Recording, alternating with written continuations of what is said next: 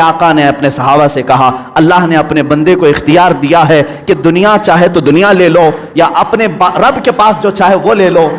اس بندے نے اللہ کے پاس رہنے کو قبول کر لیا ہے. یہ باتیں تھی جو اشارہ دیا میرے آقا نے کہ اب رسول پاک زیادہ دن تک ان کے ساتھ نہ رہیں گے. محرم کا مہینہ تھا جب میرے آقا پلٹے مدینہ طیبہ.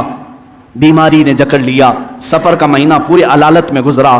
اس طرح کی علالت تھی, اس طرح کا بخار تھا کہ حضور پاک صلی اللہ تعالیٰ علیہ وسلم کو بعض اوقات صحابہ دونوں کندھے پکڑ کر کے مسجد میں لاتے تھے. حضور پاک صلی اللہ تعالیٰ علیہ وسلم کے پیر بھی زمین پر نہیں ٹکتے تھے. اس حالت میں حضور مصلی پر آئے اور اپنے صحابہ کو دیکھ کر مسکراتے بھی رہے, نمازیں بھی پڑھاتے رہے. پھر یہی ربیع الاول شریف کا مہینہ آیا.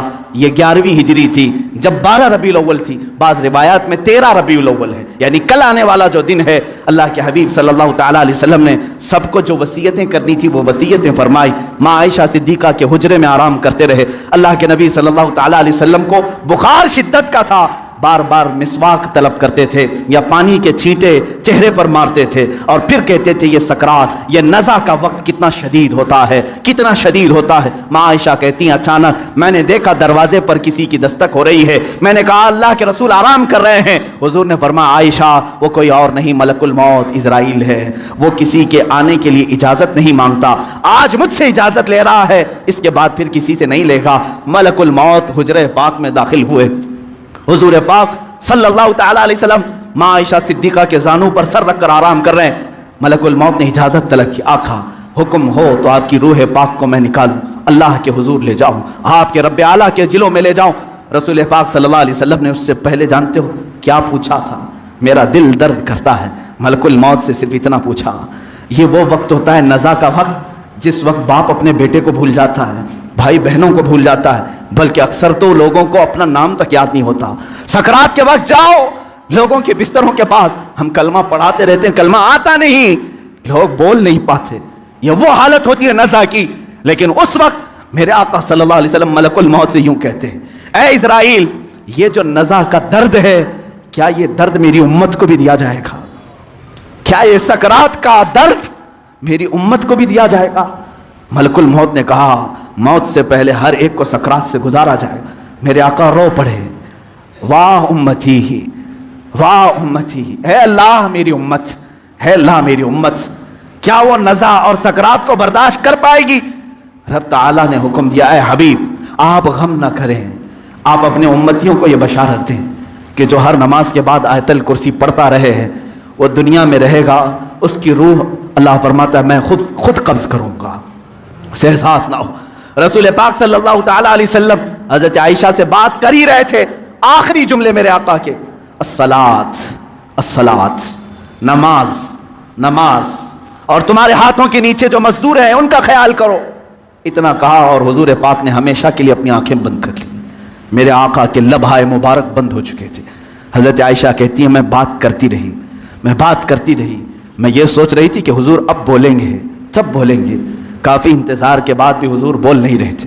اب وہ کبھی نہیں بولنے والے تھے ظاہری الفاظ سے. اچانک ابو بکر صدیق حجرے میں آئے. حضرت عائشہ باتیں کر رہی تھی. حضرت ابو بکر صدیق نے دیکھا, پیشانی مبارکہ کو بوسہ دیا اور انا للہ و انا الیہ راجعون پڑھا. حضرت عائشہ نے پوچھا کیا ہوا بجان؟ کہا بیٹی تجھے معلوم نہیں تمہارے سرتاج تمہارے رفیق حیات ہم سب کے آقا و مولا اپنے رب اعلیٰ کے حضور جا چکے ہیں. حضرت عائشہ کہتی ہیں پہلی مرتبہ میں نے کسی کو اپنے سامنے روح قبض ہوتے دیکھا. میں تو یہ محسوس کر رہی تھی کہ حضور بخار کی وجہ سے چپ ہیں, پھر بولیں گے. سیدہ کائنات فاطمہ الزہرا سلام اللہ علیہا آئی. وہ خاندان میں تنہا باقی تھیں. حضور کی ساری اولاد ان کے سامنے فوت ہو چکی تھی. حضرت فاطمہ اکیلی رہ گئی تھی. حضرت فاطمہ نے حضور پاک کے جسم ناز کو دیکھا تو کہا اے بار الہ زندگی میں آج سے پہلے یا آج کے بعد اس سے زیادہ کٹھن دن مجھ پر کبھی نہیں آیا, فاطمہ پر اس سے زیادہ بوجھل دن کبھی نہیں آیا. جب فاطمہ نے اپنے عزیز از جان باپ کو اپنے سامنے موت کی آغوش میں دیکھ رہی ہے. رسول پاک صلی اللہ تعالیٰ علیہ وسلم کے صحابہ نے میرے آقا صلی اللہ تعالیٰ علیہ وسلم کی ایک بعد دیگر زیارت کی. صحابہ کی کیا کیفیت رہی, 14 صدیوں کے بعد آج ہم روتے ہیں میرے آقا کی وفات کو سن کر. وہ آفتاب عالم ہمارے درمیان سے روپوش ہوا, وہ مہتاب رسالت غروب اگرچہ ہوا, لیکن آج بھی جب واقعات سنتے ہیں تو روتے ہیں. सहाबा की क्या कैफियत रही हुई? यही कैफियत थी। हजरत उस्मान तो किसी से बात करना ही छोड़ चुके थे, उन्हें कोई उठाता तो उठते नहीं, बिठाता तो बैठते नहीं। हजरत उमर का हाल यह था कि वो नंगी तलवार निकाल कर कहते, खबरदार अगर कोई कह दिया कि मेरा रसूल इंतकाल कर गया, मैं उसकी गर्दन उड़ा दूंगा। मेरे हबीब का इंतकाल नहीं हुआ, वो अपने रब से मिलने के लिए गए, वापस आएंगे। हजरत उमर मदीने में इस तरह घूम रहे थे। अजीज़ान गिराम वक़ार, रसूल पाक सल्लल्लाहु तआला अलैहि वसल्लम पीर के दिन इंतकाल फरमाए और बुध के दिन तक आपका जिस्म मुक़द्दस रखा गया। जमातें आती रहीं, पढ़ती रहीं, मलाइका ने जनाजा पढ़ा।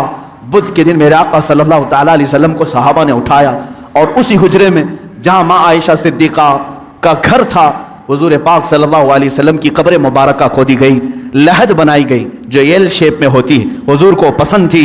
लहद मुबारका में रखा गया। उतरने वालों में हज़रत अली भी थे, हज़रत अब्बास भी थे। फरमाते हैं जब कब्र मुबारक में आखिरी मर्तबा रखा गया, सहाबा का मजमा था, भीड़ थी, एक आखिरी नज़र उस आफ़ताब रिसालत पर डाल ले। लेकिन अचानक लोगों ने देखा कब्र की तख्तियाँ बंद करने से पहले रसूल पाक के होंठ हिल रहे थे। हज़रत अब्बास कहते मैंने कान लगाया, उस वक्त रसूल पाक कह रहे थे, उम्मती उम्मती रब्बिग़फिर लि उम्मती फ़इन्नहुम ला यअलमून। ऐ मौला मेरी उम्मत को माफ़ कर दे, वो मुझे नहीं पहचानती। ऐ अल्लाह मेरी उम्मत को माफ़ कर दे, वो मुझे नहीं पहचानती। ये आखिरी जुमले कब्र अनवर में रखने के बाद रसूल पाक के, ऐ उम्मतियों, क्या हमने रसूल पाक का हक अदा किया है? क्या हमने उनको साल में एक मर्तबा याद करके ये सोचा कि उनको के रात के खड़ी हुई इबादतों का हमने सिला दे दिया? कभी नहीं हो सकेगा, कभी नहीं हो सकेगा। कब्र मुबारका बंद कर दी गई, हमेशा के लिए बंद हो गई, लेकिन लहद का वो टुकड़ा अर्श आजम से भी अफजल बना। नफस गुम करदा मी आयत जुनेदो बायसीदी जा। वो कब्र अथर आज भी हम मुसलमानों के रूह की ठंडक है। वो हरा गुंबद जो रसूल पाक के मस्कन के ऊपर अपनी जगमगाहट बिखेर रहा है, वो करोड़ों आशिकों की आंखों का तारा बना हुआ है, हमारे दिल का सुकून है। ऐ मेरे अजीजों, आज हम जिएंगे तो इसी उम्मीद के साथ, इसी आस के साथ। मेरे आका ने आखिरी वक्त ये भी फरमाया था, जो जिससे मोहब्बत करेगा दुनिया में, क़यामत के दिन उसी के साथ उठाया जाएगा।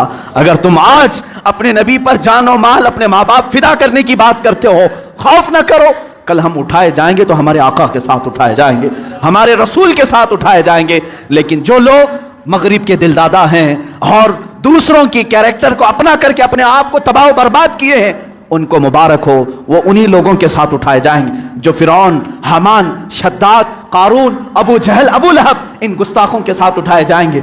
अल्लाह रब्बुल इज्जत मेरे रसूल की जिंदगी पाक को जब तक रखा 63 साल, वो रहमत थे, और आपकी वफात भी उम्मत के लिए रहमत ही है, रहमत ही है। और अल्लाह ताला उनकी बरकत से उम्मत को अजाब देने से महफूज रखा है। मेरे अजीजों में पैदाइश से लेकर मेरे आका की वफात तक की बातें सिर्फ मुख्तसर से एक वक्त में घेरा, लेकिन हुजूर पाक की हकीकत तो यह है, ला युमकिनु सनाउ कमा काना हक़्क़ुहु बादस खुदा बुजुर्ग तू ही किस्सा मुख्तसर। आपकी सना तो मुमकिन ही नहीं है या रसूल अल्लाह। हासिल कलाम यह है, खुदा के बाद अगर कोई मर्तबा है, आका वो आपका मर्तबा है या रसूल अल्लाह। आपके दरबार में मैं ये आखिरी अल्फाज ये कहता हूँ, आज की मीलाद के दिन सरवर कहूँ कि मालिक व मौला कहूँ तुझे, बाग़े खलील का गुले ज़ैबा कहूँ तुझे, अल्लाह रे तेरे जिस्म मुनव्वर की ताबिशें, ऐ जाने जा मैं जाने तजल्ला कहूँ तुझे या रसूल अल्लाह। तेरे तो बस ऐबे तनाही से हैं बरी, हैरान हूँ मेरे शाह मैं क्या क्या कहूँ तुझे। लेकिन रज़ा ने ख़त्मे सुखन इस पे कर दिया, खालिक का बंदा खल्क का आका कहूँ तुझे या रसूल अल्लाह। इस फख्र के साथ मैं जीता हूँ, हश्र तक डालेंगे हम पैदाइश मौला की धो, मिस्ल फारस नजद के किले गिराते जाएंगे, खाक हो जाएं अदू, खाक हो जाएं दुश्मन जल कर, मगर हम तो रजा दम में जब तक दम है जिक्र उनका सुनाते जाएंगे। व आखिर दावाना अनिल हम्दुलिल्लाहि रब्बिल आलमीन।